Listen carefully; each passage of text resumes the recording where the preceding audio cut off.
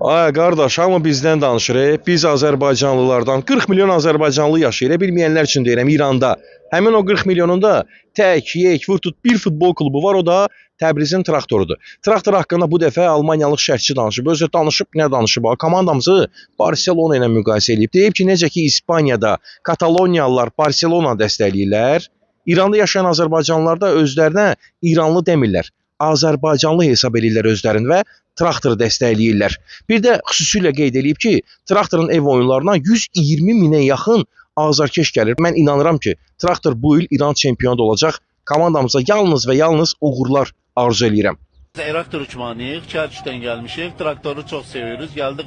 Zaten bizim geçen ilde de bir oyuncumuz da var idi burada, Safadi de oynardı. Irak milli takımı ama o Türkmen değildi. Biz geldik burada traktörü sevmek için geldik. Irak'tan buraya geldik. Dünəndən biz yoldayıq burada. 19 saat yolda gəldik bura. Bu maça gözümüzlə dostlar da baxaq, inşallah kazanırıq bu maçı da.